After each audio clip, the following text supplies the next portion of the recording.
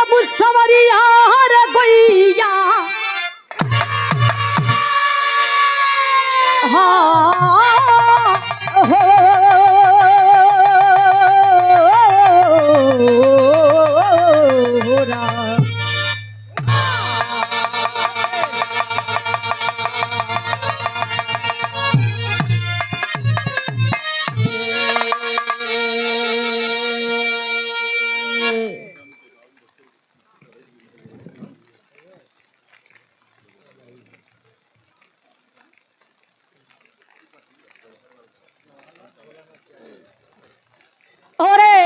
बड़े ही सम्मान के साथ सम्मानित थे जवाहरलाल गौड़ जी और भोलानाथ यादव जी। ए सम्मानित थे आपके तरफ से ए पंखुड़े में गुथा हुआ पुष्पहार और सुंदर सा अंग वस्त्र सादर 500 रुपया देकर सम्मानित के लिए एक बार आप लोग ताली बजा के सम्मान स्वागत कर दीजिए। बहुत बहुत दिन से धन्यवाद सब भाई लोगों को प्रणाम। अब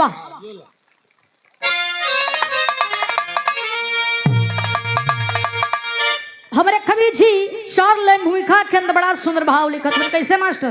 कैसे?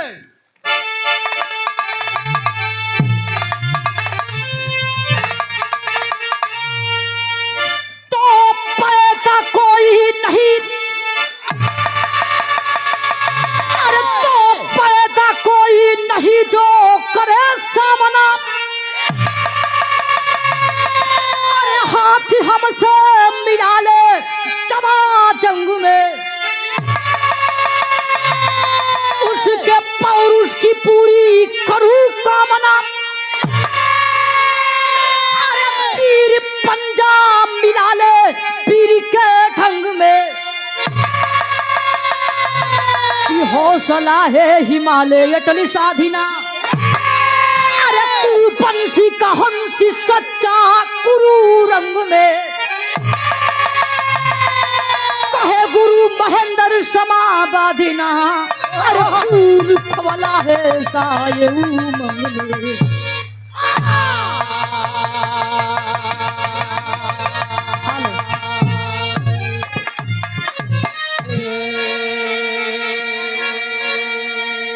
कहे गुरु महेंद्र समाबाधिना, खून खवला है साये उमंग में। एक लाइन मास्टर हमारे कवि जी बिरहा के अंदर बड़ा सुंदर कव्वाली का भाव लिखत होता है। लय बना के आ जाता मुन्ना।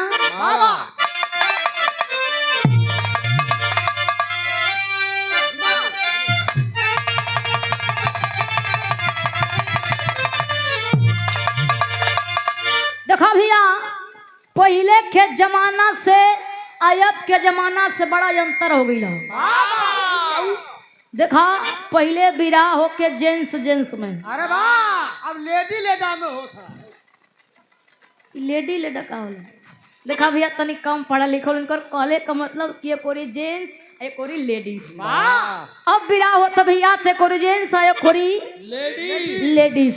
जब रामदेव गुरु जी या बुल्लू गुरु जी का बिराह होखा भैया तो बुल्लू गुरु जी खड़ा होके तब बड़ा लहाई के गावा। कैसे गाओ मास्टर?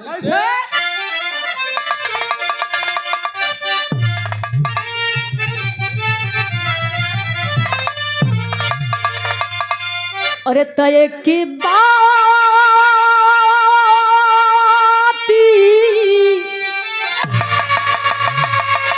अरे तय की बाती कहूँ सजनी, गठियाल सुनरिया में,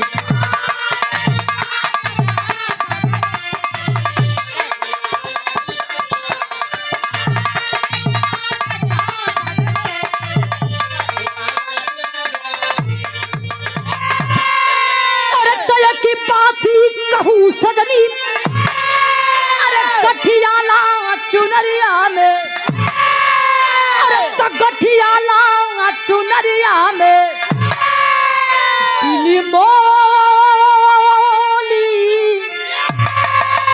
अरे तो बिनी मोली पिका जईबू माया के बजरिया में।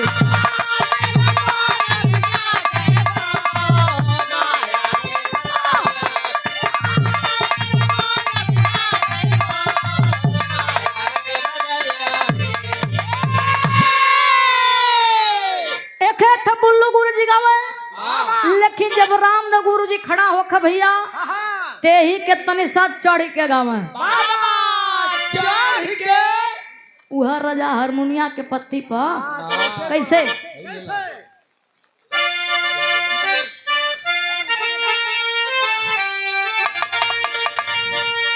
अरे तो काबे में अरे तो काबे में तेरा जलीवा काशी में नजारा है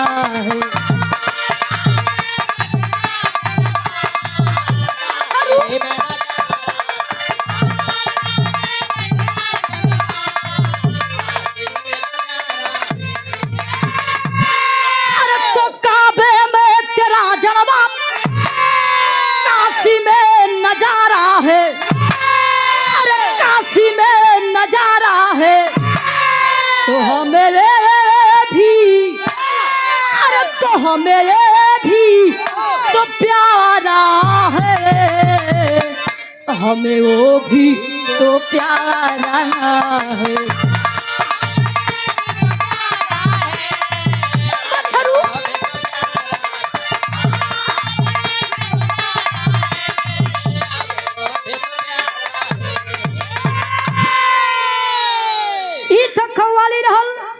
लेकिन बिरहा सुने वाला भैया बाबू लोग गौर करिया कवि जी बिरहा के अंदर बड़ा सुंदर भाव लिखत हुन कैसे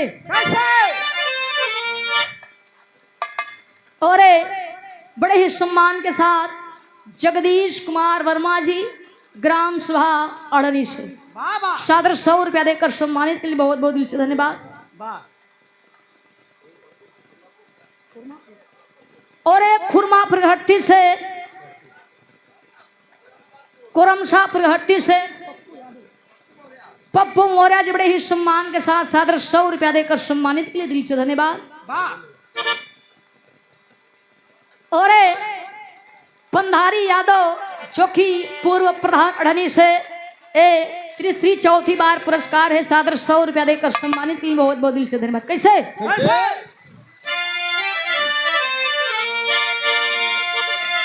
कि धरती परी तो धरती परी नहीं कोई लहू सागर बहा दूंगा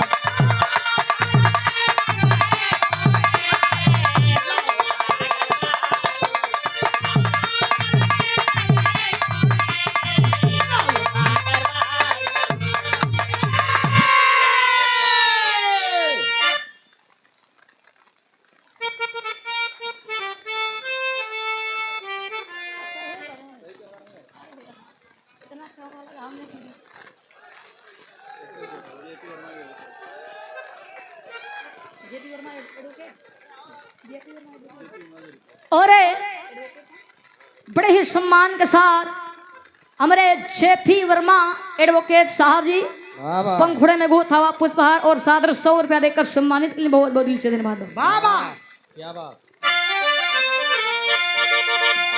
और तो धरती परी अरे तो धरती परी नहीं कोई लहू सागर बहा दूंगा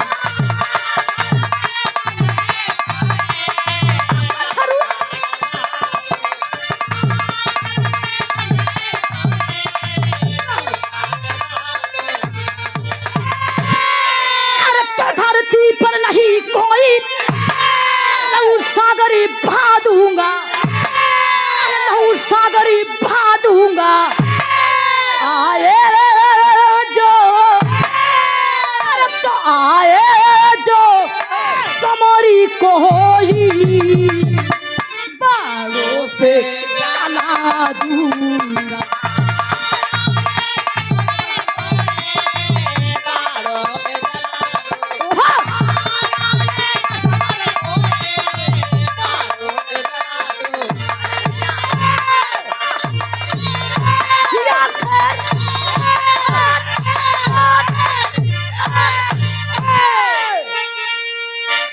हमारे सिर।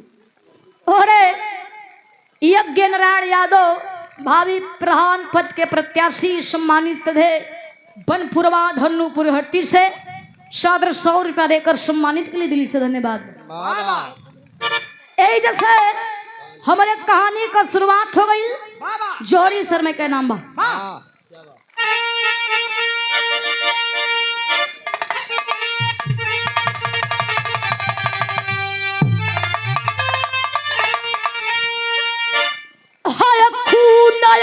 कही ऐसा जो आपस में टकराता भले गज भैसा जब मर जाता जब टकराए मनमोहन बहुत ही मनाए घबराए दुर्योधन को समझाए धरा हो जाई पूर्वज की भांति उनकी याद बुराई होगा सकून की छाती।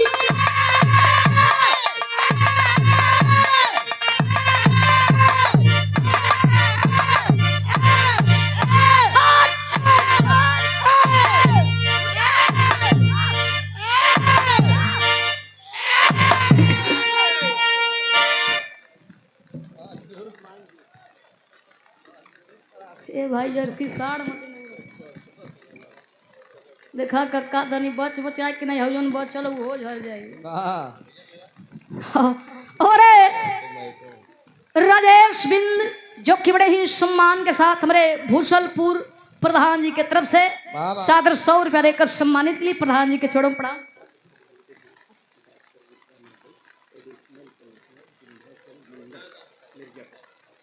और जिसे भगवान का दूसरा रूप कहा जाता है डॉक्टर विश्राम यादव एडिशनल कमिश्नर विंध्याचल मिर्जापुर मंडल सम्मानित थे। ए सादर 1001 रुपया देकर सम्मानित के लिए एक बार आप लोग ताली बजा के सम्मान स्वागत कर दी। बहुत बहुत बड़ा। और एक कौड़ी की धरती से मुकेश यादव जी सम्मानित रहे आपके तरफ से सादर 501 रुपया देकर सम्मानित के लिए बहुत बहुत प्रणाम। और अध्यक्ष महोदय जी जो कि भदोही से हमारे डॉक्टर वीरेंद्र यादव नेत्र चिकित्सक ए सादर 100 रुपया देकर सम्मानित के लिए दिल से धन्यवाद। चला महेंद्र चेक करा दे का उनका चेक करेगा कुल खराब हो जाता अखिया हो वो अखिया में धीरे धीरे कुल बिगड़ जाता उनका। और चिंटू गुप्ता नगर सेठ मरिया जी सादर 201 रुपया देकर सम्मानित के लिए बहुत बहुत दिल से धन्यवाद। और पंधारी सिंह यादव जगदीश भट्टी से हमारे एडवोकेट साहब जी सादर 100 रुपया दिल से धन्यवाद। और बड़े ही सम्मान के साथ प्रदीप यादव हमारे एडवोकेट साहब जी हाई कोर्ट इलाहाबाद। अच्छा ए सादर 501 रुपया देकर सम्मानित के लिए एक बार आप लोग ताली बजा के सम्मान स्वागत कर दी। बहुत बहुत दिल से धन्यवाद। वैसे बड़ा सौभाग्य के बाद भइल कि धरती पर आवे का मौका मिले और सबसे भेंट दीदार मुलाकात भी हो गई। ये खुशी के बड़ा खुशी होती है। फसले पर काम है जा अरे कागजात लेके अच्छा भैया थन बिरहा पर गौर कर जा। देखा बिरहा गावल बड़ी बात नहीं होला। बिरहा का मेन पॉइंट है कहानी। अगर कहानी आप लोग बढ़िया से इत्मीनान से समझ ले बात हमारे धरती पर बिरहा गावल सफल हो जाए। देखा ये बात हो समय खमा जब पांचों पांडव अज्ञातवास बिता के हस्तिनापुर में एलन वही समय दुर्योधन से अपन हक हिस्सा लगले मांगे। पांचों पांडव कला की अच्छा तमन का 5 ठे भाई है या 5 ठे गांव दे दा। दुर्योधन खलन किन्ना तोरा के सुई के नोक के बराबर ही जमीन ना दे भाई 5 गांव तो दूर है। अगर जमीन चाहिए तो हमारा शुद्ध करे के पड़ी। ए भैया वो समय भगवान श्री कृष्ण कन्हैया जी दुर्योधन के समझावत हो मनावत हो लेकिन दुर्योधन माने खातिर तैयार ना होत। युद्ध का तैयारी होखे लागल। कुरुक्षेत्र के मैदान में पांचों पांडवों को सेना एक तरफ और कौरव को सेना एक तरफ। दोनों सेना भैया आमने सामने खड़ा। युद्ध शुरू होके जात बा तब तक वही समय एक ठे छोट सा लड़का, छोटा सा हाथ, छोटा सा पांव और छोटा सा तरकस, छोटा धनुष, छोटा धनुष लेके वो कुरुक्षेत्र के मैदान में गई बा।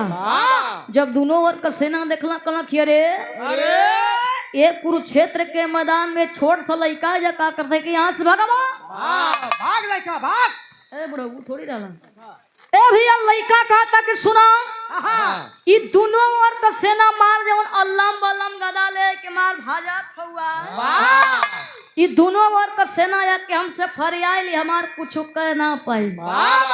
और समय उ लड़का दोनों सेनन से एक थे बात कहे का के विराह में थे गीत रुकला पहले हई नाम पानी माल बोला।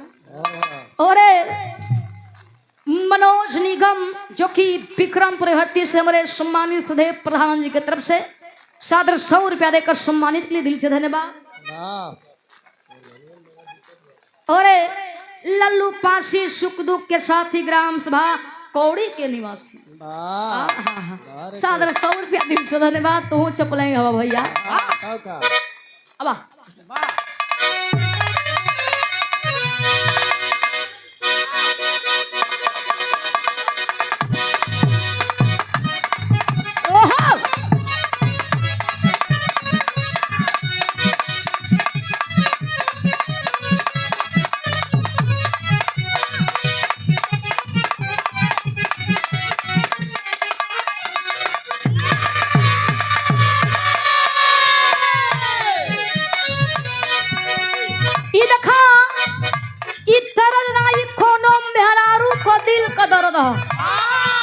कैसे पहली रात पायल तुरला, पहली रात पायल तुरला, दूसरी राती पाली हो।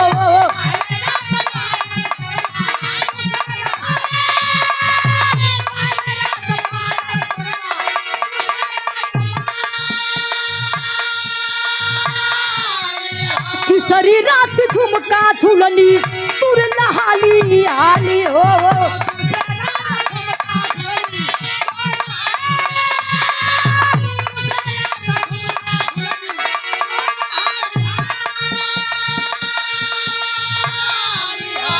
नहीं हरि अपना देवयो रहनवा राजा जी, नहीं हरि अपना देवयो रहनवा राजा जी। मारे में पुरला नए नए रहनवा राजा जी।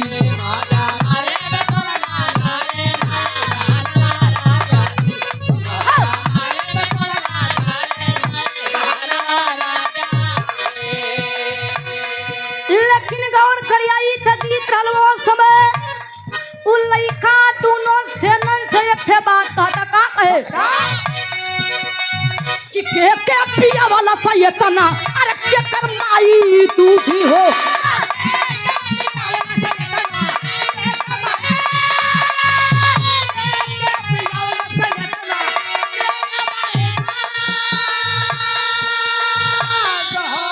अरे के पाई सचन मन जे की अरे हम से झूठी हो। के पाई सचन मन जे की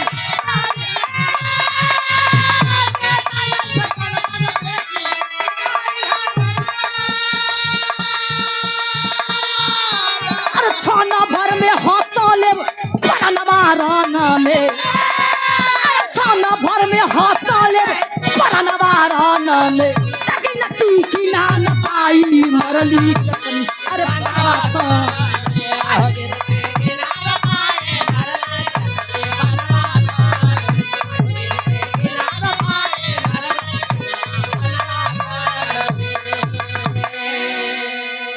अरे बड़े ही सम्मान के साथ बबलू यादव हमारे प्रधान जी, संसारीपुर राहुल यादव जी जो कि बीडीसी आठों मोबाइल पिपरी पंखुड़े में गोथा पुष्पहार और ये सादर 500 रुपया देकर सम्मानित के लिए बहुत बहुत दिल से धन्यवाद। वाह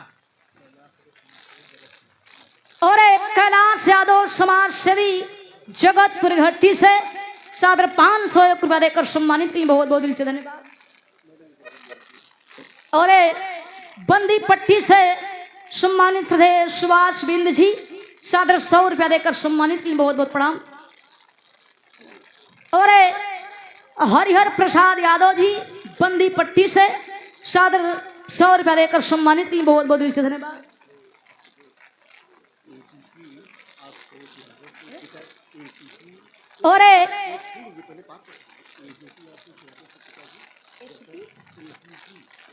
और एसपी आशुतोष यादव जी के पिताजी बड़े ही सम्मान के साथ जगदम्बा प्रसाद यादव हमारे प्रबंधक राजखली इंटर कॉलेज के आप प्रबंधक साहब जी है चतुपरठी मौर्य से बड़े ही सम्मान के साथ सादर 1001 रुपया देकर सम्मानित के लिए बहुत बहुत दिल से धन्यवाद। और लल्लू पासी सुख दुख के साथी ग्राम सभा कौड़ी के निवासी एक बार भैया ताली हो जाए। वाह बारे हमरे लल्लू पासी जी तू चपलाई हवा बहुत बहुत दिल से धन्यवाद। ए भैया गौर खरिया समय उन लइका कहता कि मात्र एक ठेबाड़ छलाई आ एक बार से पूरे महाभारत के खत्म कर दे। जब यथनी बात दोनों ओर को सेना भैया सुनत भइल का अरे दोनों ओर कच्चे ना चूटल चांदी मारे कान में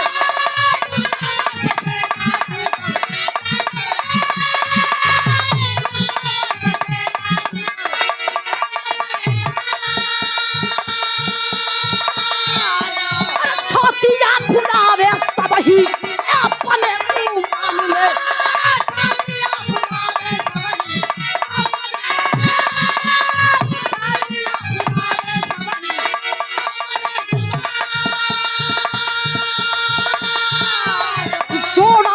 हमरो ना बरदनवारन में जोड़ा मिलल हमरो ना बरदनवारन में लेकिन तीखी ना आई मरली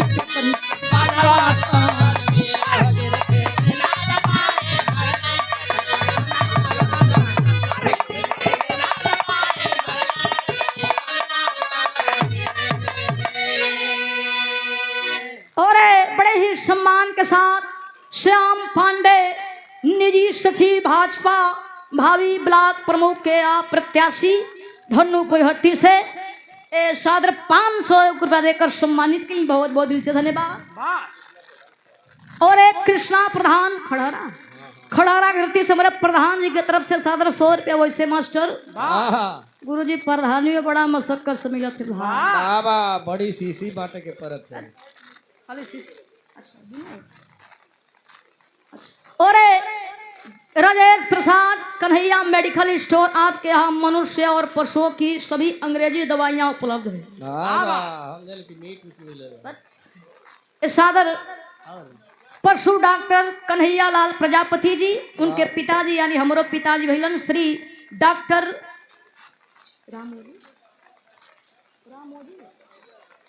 सादर कन्हैया लाल प्रजापति आपके तरफ से सादर 100 रुपया देकर सम्मानित के लिए बहुत बहुत दिल से धन्यवाद। और 6 मार्च 2026 बिरहा का शानदार मुकाबला रखा गई बा। सम्मानित थे महेंद्र बच्चन जी और साथी कलाकार उजाला यादव जी। ग्राम सभा कहाँ से कौड़ी की धरती पर बिरहा का शानदार मुकाबला रखा गई बा। महेंद्र बच्चन जी और उजाला यादव जी। तो आप लोग जाएं जाओ कार्यक्रम का आनंद ले जाओ और अपन आशीर्वाद दीजिए। सादर 200 रुपये बहुत बहुत दिल से धन्यवाद। भैया गौर खरिया वो समय लइका कहता कि हमार जोड़ अब वही धरती पर ना केहू पैदा हो ना पैदा होई। भगवान श्री कृष्ण कन्हैया जी कहना किए बेटा यहाँ गुल्ली डंडा का खेल ना होता या महाभारत के युद्ध शुरू हो खजातमा लइका कलश की कोनो युद्ध शुरू हो के उससे हमसे का लेवे देवे क्या भगवान श्री कृष्ण कन्हैया जी समझ गए कि लड़का बड़ा जिद्दी है, कि मानी होनी ना। एकरे बाद से पता चलत हो कि एक बार से पूरे महाभारत के खत्म कर दी। भगवान श्री कृष्ण कन्हैया जी का काम कैले क्यों लड़का के तनी सब बगल में लेके गए। साइड में बगलिया में एक थे पीपर का पेड़ रहल। भगवान श्री कृष्ण कन्हैया जी कहला कि अच्छा तुम माना था कि तू वीर हुआ, पहलवान हुआ, बुद्धिमानी हुआ, लेकिन हम ऐसे न मानो। तोरा से परीक्षा ले, अगर वो परीक्षा में पास हो गया तो समझ जाए कि तू असली पेवर वीर हुआ। लड़का कहला कि तुहार इच्छा हमार परीक्षा जल्दी ला। उस समय भगवान श्री कृष्ण कन्हैया जी कहला कि पीपर के पेड़ में जितनी पतई लगल हो मात्र एक बार से पूरा पतई के छेदे के हुई। लड़का का तो बस कितना छोटा सा बात। ए भैया भगवान श्री कृष्ण कन्हैया जी सोच में पड़ गए, कहे लगल कि क्या भाई छोड़ समझ नहीं आवत है। और समय लड़का का काम करत कि तर्कस में सब बाढ़ निकाल के जब वही मंत्र के पढ़े चालू करे जात था, तब तक भगवान श्री कृष्ण कन्हैया जी एक पिपरा का पतैया तोड़ के अपने पैरवा के तरवा दबाई लेलन। लड़का बाण चलावे के चला देलस। जितनी पतई लगल मात्र एक बार से पूरा पतई के छेदा छेदा छेदा छेदा छेदा छेदा छेरना। अब्बा बताई मालिक कहाँ है घबरात हुआ। वो लड़का का नाम पूरा खानदान का परिचय हम बता देते। देखा छेर ना देहल छेद देहल। जैसे तू कह जतनी पतई मात्र का बात से पूरा पतई के छेद के वो बड़वा भैया भैया हेलो हेलो ए भैया आराम से वो बड़वा भगवान श्री कृष्ण कन्हैया जी के पैरवा के ऊपर लगल नाचे। भगवान श्री कृष्ण कन्हैया जी कहना कि कुल तो ठीक हो, लेकिन हई तुहार बड़वा हमारे पैरवा के ऊपर का करत था। लड़का हंस के कहता सुना माने हमके पागल होगल समझत हो, कितना हम लड़बक थोड़ी नहीं, भले हम छोट है तका से कि तोरे पैरवा के तरवा एक पिपरा का पतैया हो, पैरवा हटैबा तो पतैया के छेदी, अगर ना हटैबा तो तोरे पैरवा के छेद के वो पतैया के छेदी। भगवान श्री कृष्ण कन्हैया जी भैया डर के मारे ऐसे पीछे हट गई। कहला कौनो ठीक ना सरवा गोड़वा छेद दे, बड़ा जिद्दी लगा था। बस बस बस भैया और बस हमार बिरहा 10 मिनट और सरकार। और विजय कुमार यादव विक्रमपुर से सादर 100 रुपया और यही के कारण और सादर दूधनाथ यादव जी प्रधानाचार्य हमारे मिट्ठूपुर से सादर ए भैया हल्ला ना होके सादर 200 रुपया देकर सम्मानित के लिए बहुत बहुत दिल से धन्यवाद। अरे भैया इतना। और श्री बैजनाथ पब्लिक स्कूल धनजैया प्रबंधक चिंतामणि यादव जी उनके सौजन्य से मुलायम यादव धनजैया हृति से सादर 100 रुपया दिल से धन्यवाद। और बड़े ही सम्मान के साथ रणविजय यादव हमारे अध्यापक महोदय जी रामापुर से और भोला यादव एडवोकेट साहब जी हमारे मिट्ठूपुर से सादर 500 रुपया देकर सम्मानित के लिए दिल से धन्यवाद। ए भैया वो समय भगवान श्री कृष्ण कन्हैया जी कहला कि बड़ा लड़का जिद्दी हमार गोड़वा छेद दे, सराई बड़ा जिद्दी लगत था। भगवान श्री कृष्ण कन्हैया जी लगल मने मने सोचब कहे लगल कि लड़का के अगर ना रोको तो देखत ही तो एक बार से महाभारत के ले देती। उस समय भगवान श्री कृष्ण कन्हैया जी कहला कि अच्छा ही बताओ बेटा कि तू जब कयाल वो खाली लड़ैया एक बात करत हुआ, अब ही तोहार परिचय ना भइल कि तू के हुआ, कहाँ कहुआ तोरे माई अब बाबू का नाव का तनी अपन परिचय बताए दा। लड़का परिचय बतावे का के मास्टर विराम एक थे फिर गीत।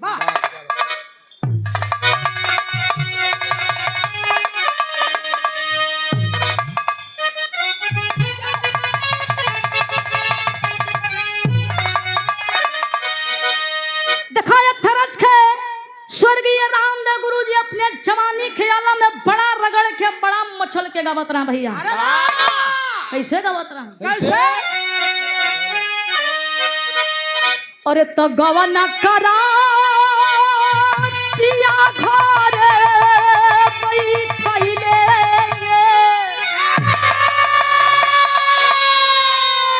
अरे तो गवना करा पिया घर बैठैले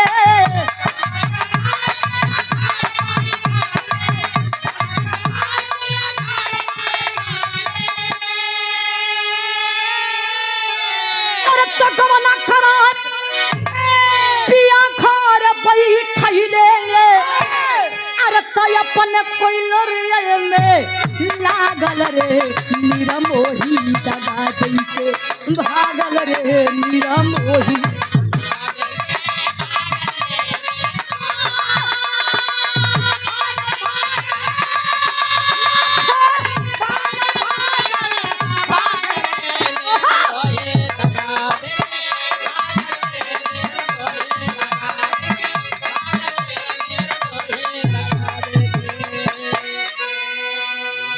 लेकिन गौर करिया लइका वो समय पर छे अपन बतावत ह कहे का रुक जा।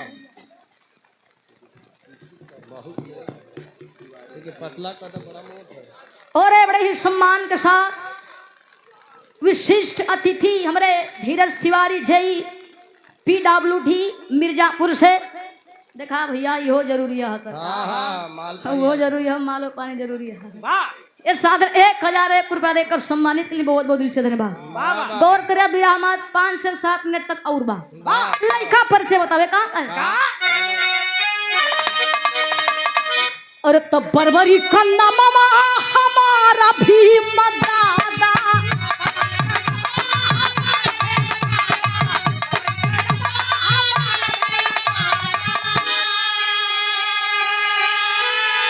अरे तो बरबरी कन्ना मामा हमारा भी मदादा अरे तो हाथियों के तेले पारी हो उनके पहला गदारी हो।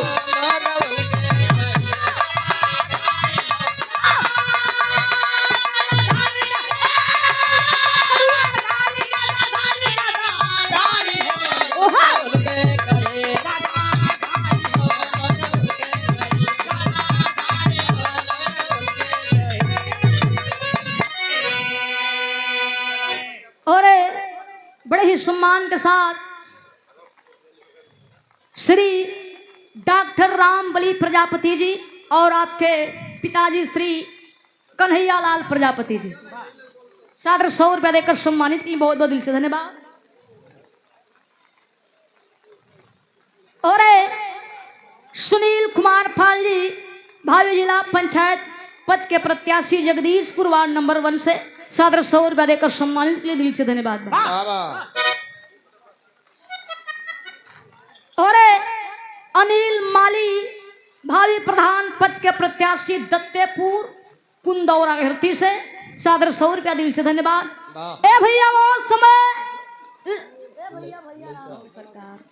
ओ समय लड़का कहता कि हमार नाम बरबरी खा हमरे दादा का नाम भीम हम भीम का नाती है हमारे बाबू का नाम कहा सुना बाबू घटो थी कची चिकइले पलनवा अरे तक्का मुकंटी का कहमा पियली अस्तनावा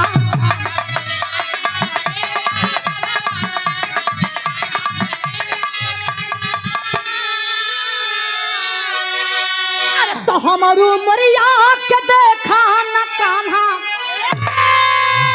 तो हमारे उमरिया के देखा न कान्हा तो हमसे भगे थारा के थनु थारी हो उनके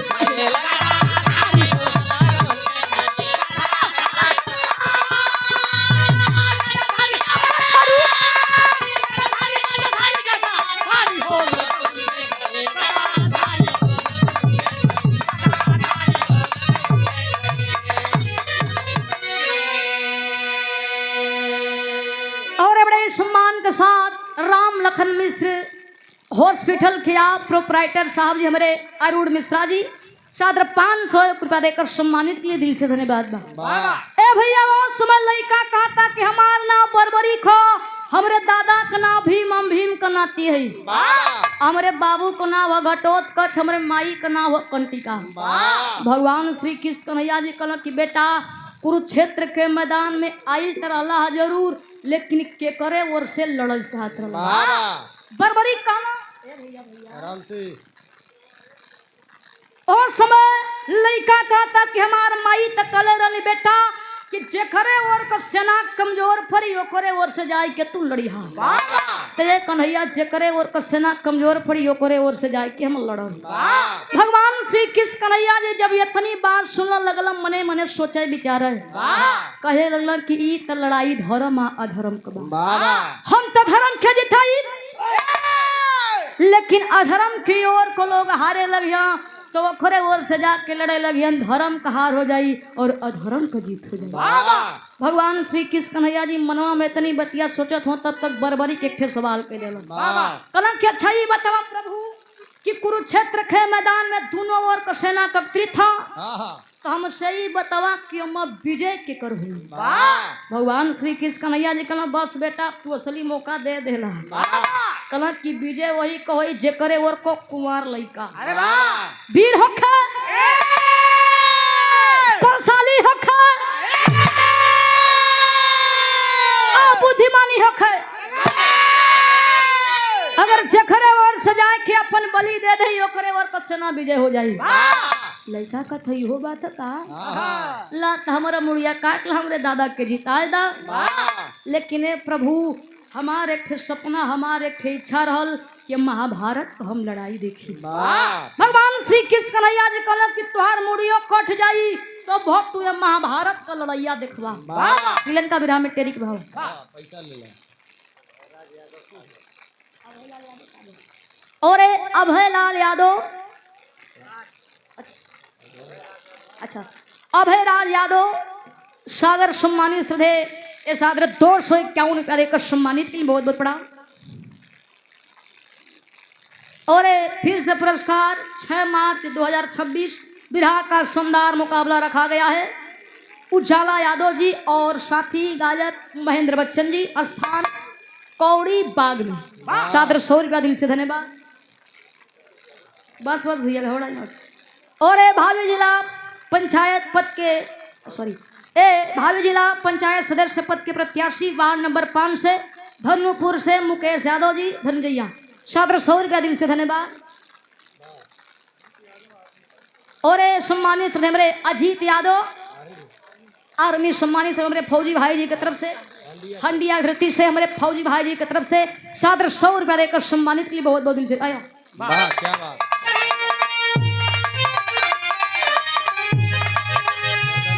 अरे तम बड़ा दानवा केहू ना रोकी बनवा, भैया बड़ा दानवा केहू ना रोकी बनवा। अरे तब कर समर भूमि में कट जाई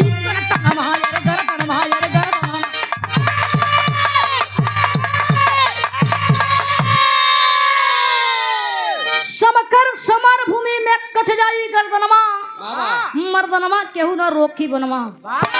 और समय बरबरी का अपन मुड़िया काट के भगवान श्री कृष्ण कन्हैया जी के दे देलन। भगवान श्री कृष्ण कन्हैया जी ओ कटहल की मुड़िया के नीलगिरी पर्वत पर रख देलन। कहला कि तू वही जैसे ये पूरे महाभारत का लड़ाई देखबा।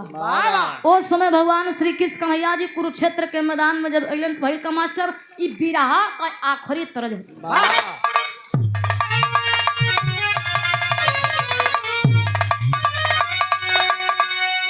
अरे तमाई हो ललनवा दे दा बहिनी हो बिरनवा दे दा। लेकिन ई था गीत रहल यही जैसे मास्टर वीर भाव चलता। कुछ कहल चाहत हुआ का? हाँ गमछा ले ला तनवीर भाव है का करे की है पगड़ी बांध ला। अच्छा पगड़ी बांध ले।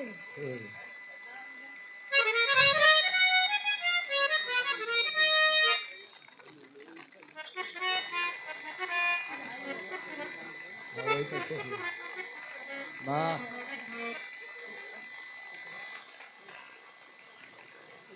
वाह, लगा था कि गोबर बेगा जाता है। हट। यार हमसे गोबर फेंक वाले दिखा थी वाह जब गोबर बेइज्जती करे खा। आओ मास्टर। क्या बात। अरे तब्बा चली बाबा जनवांगा जंगी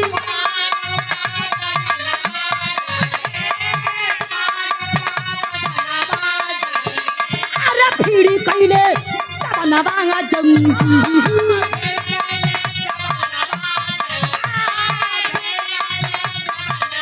अरे पाजल बाबा जनवांगा जंगी भीड़ी कैले जनवांगा जंगी खून से नहाली धरती खून से नहाली धरती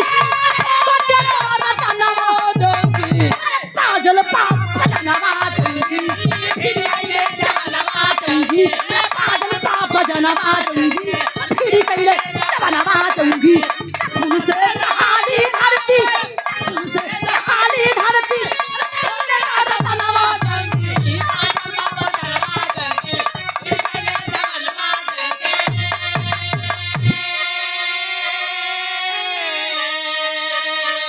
कि ध्वजा के समारे रथी परी बैठे भगवान हो अरे सर से कटाला सर से फटल आसमान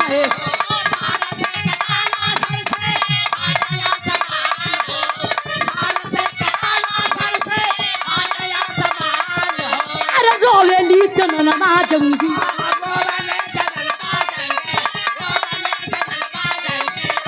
कैले खंडनवा जंगी पूरा होई कैले सुना अरे पूरा होई कैले सुना तकली के सपनवा जंगी डोलेली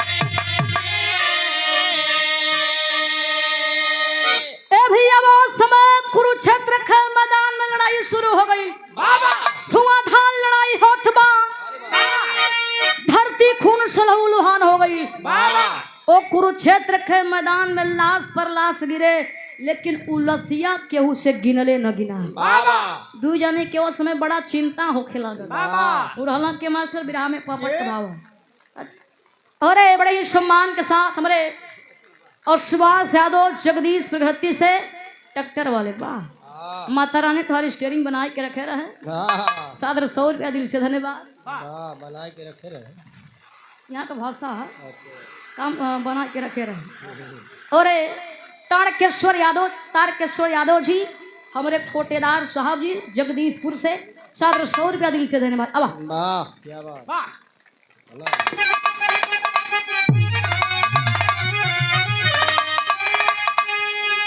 अरे तरंगाइल खून से कुरुक्षेत्र के धरतिया छतिया फाटेला पागल फैली दुर्योधन छतिया फाटेला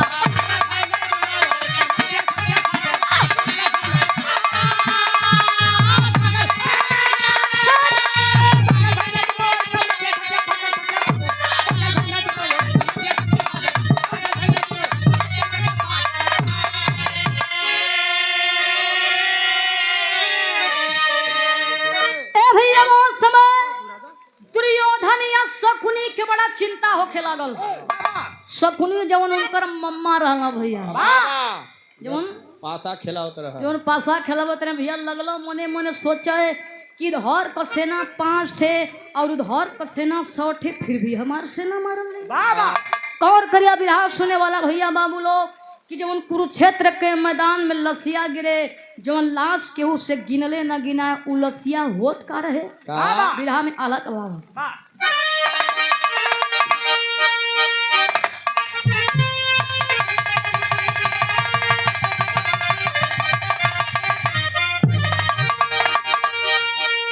और पतड़ी पला हिमालय देख के दिल खेला सगरवा तो गईले हमारा जखू तो सुना थर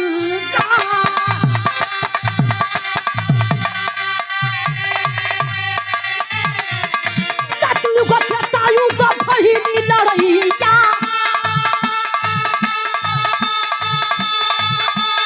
अरे सतयुग त्रेतायुग भईनी लड़ैया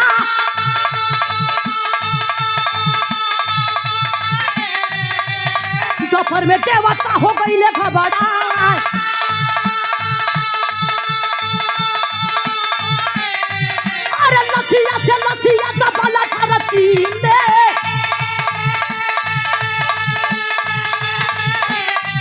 अरे लसिया से लसिया दबला धरती में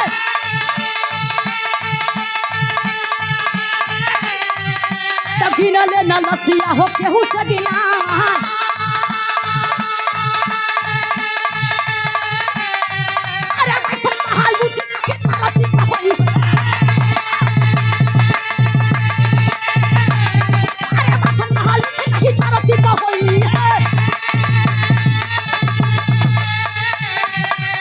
हले कन्हैया खफर खड़ा के जला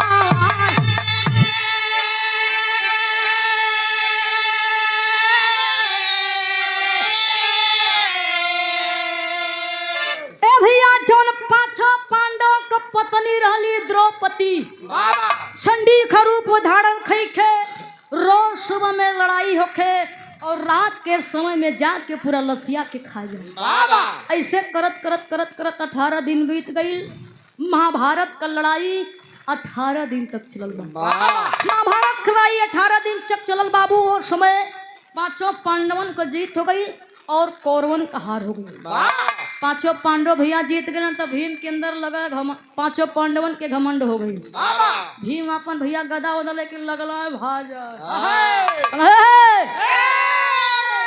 ये महाभारत का लड़ाई हमारे वजह से हमारे बले पर जीतल गई अर्जुन कहला भैया सुना तो ही नहीं जीतला ये हमारा वजह से लड़ाई जीतल गई फिर कहला छोड़ा हटावो एक फैसला भगवान श्री कृष्ण कन्हैया जी स्वयं करिए वही जब चला भाई का मास्टर बिहार का आखिरी भाव खड़ी के भाव का नाम है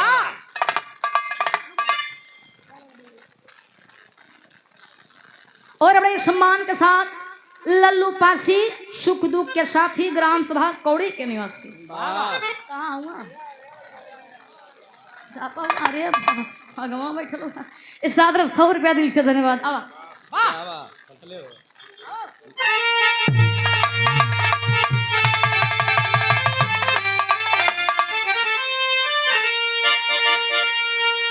अरे तो चलो ले कुंवर कन्हैया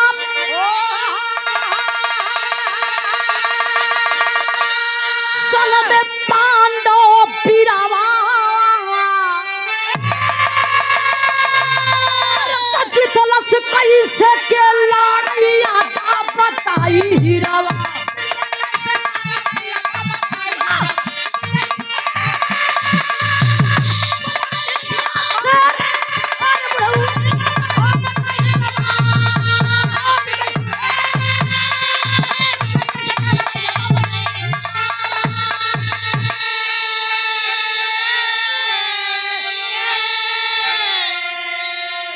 अरे तमुड़िया बोलल झूठो करेला गुमान हो अरे सब ही के नामा में मरले भगवान हो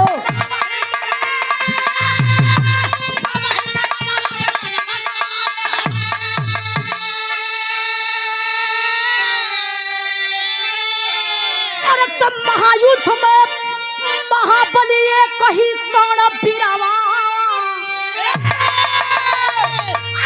जितलस कैसे के लड़ैया दा बताई हीरावा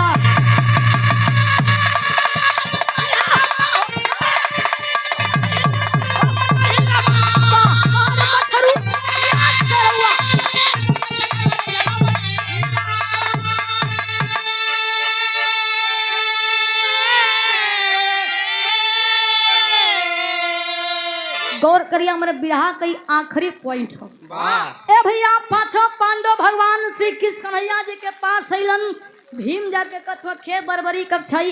भीम जाके कथवा की अच्छाई बतावा प्रभु कि महाभारत कराई के करे वजह से के करे बोले पजितल गई। भगवान श्री कृष्ण कन्हैया जी कहला कि हम ना बताई वह तो के कटल की मुड़िया बरबरी बताई हो जे चला। ए बाबू सब लोग बरबरी के पास गइलन। भगवान श्री कृष्ण कन्हैया जी वो बरबरी कमुड़िया अपने हथेली यानी अपने हाथे पर रख ले हो। इधर भैया भीम के अंदर लगा लड्डू फूटा है। मार मने मने सोचत उनका तो हमारा नाती है हमारा वाला करी। ए भैया भीम जाके कथवा क्या बरबरी अच्छा ही बतावा कि महाभारत के मैदान में कुरुक्षेत्र के मैदान में महाभारत कलाई के करे वजह से के करे बले पर जीतल गई। गौर करिहा उ कटल की मुड़िया कुछ बोलत ना है। भगवान श्री कृष्ण कन्हैया जी कहला कि बरबरी तोही के समझावे के बा तोही के बतावे के बा का सही और का गलत है। तो वो समय कटल की मुड़िया कथे छाई बतावा का तोहनो लोग लड़ैया में रहला का। ए भैया जब इतनी बतिया भीम सुनो कहला को एकर माथा वथन न पगला गइला। अब भाई ओही जैसे आवत हैया अब कहता कि तोहनो लोग लड़ैया में रहला का। ए भैया बरबरी कहला कि सुना तो कुरुक्षेत्र के मैदान में तो लोग को तब था पता न रहे। मात्र दूठे वीर योद्धा दिखत रहलन। पहला वीर जकर चक्र सुदर्शन और दूसरा वीर रहल कर्ण। बस आधा मिनट और समय बस आधा मिनट सरकार हल्ला ना होके सरकार। ए भैया वो समय बरबरी कहला कि मात्र दूठे वीर योद्धा दिखत रहलन। पहला वीर जकर चक्र सुदर्शन चलत रहा दूसरा वीर रहल कर्ण। काहे खातिर बीस रहलन क्यों कुरुक्षेत्र के मैदान में। ए भैया हेलो जितना भैया तू डाकत ना उतना शांति बनाइए भैया 2 मिनट और शांति बना लीजिए। 2 मिनट ना खाली आधा मिनट सरकार। ए भैया वो समय अर्जुन के रथ पर भगवान श्री कृष्ण कन्हैया जी सारथी बन करके बैठे थे और तीनों लोग का भार लेके ध्वजा पर वीर बजरंगबली जी बैठे थे। जब अर्जुन बाण चलाओ भैया तक कर्ण करथिया 3 हाथ पीछे जाए। लेकिन जब कर्ण बाण चलावे तो अर्जुन करथिया 1 हाथ पीछे जाए तो भगवान श्री कृष्ण कन्हैया जी कहला जियो कर्ण जियो शाबाश कर्ण शाबाश। ए भैया अर्जुन लगल मने मने सोचे कहे लगल कि प्रभु हुआ हमरे रथ पर सबासी लोग को करत हो एकर का माजरा कहल सबासी में से उनकर देती कि तोरे रथ पर हम तू आ तीनों लोग का भार लेके ध्वजा पर वीर बजरंगबली हो। तू बाण चलावत था उनका रथ 3 हाथ पीछे जाते लेकिन जब तू बाण चलावत हो तो तुहार रथिया 1 हाथ पीछे जाते काहे से कि रथिया के तनको हिले के नीचे यही खातिर कहल सबसे 20 बार बरबरी कहल प्रभु सबकर तो उद्धार किया हमरो उद्धार किया। देखा भैया आज भी प्रमाण है दुनिया जानत है आप लोग जानत हो बा कि बरबरी के कटहल की मुड़िया राजस्थान में खाटू श्याम के नाम से जानल गई। लोग देखा भैया पूजला दर्शन करे जाला सामने लिखल है हारे का सहारा खाटू श्याम हमारा। ये हमारे बिरहा का कहानी है गुरु घराना का परिचय हमारा। अरे तजय जखाड़ ह गुरु चतु लवटन की हरे फुलवारी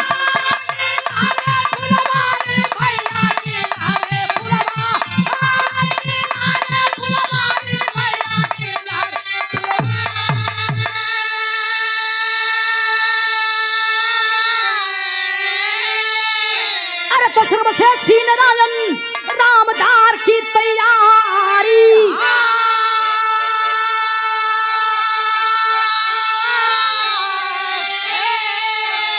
अरे तो मर्दनवा केहू ना रोकी बनवा। अरे ना भैया मर्दनवा केहू ना रोकी बनवा। खुशी महेंद्र पाल के बिरहा के लनावा मर्दनवा केहू ना रोकी बनवा।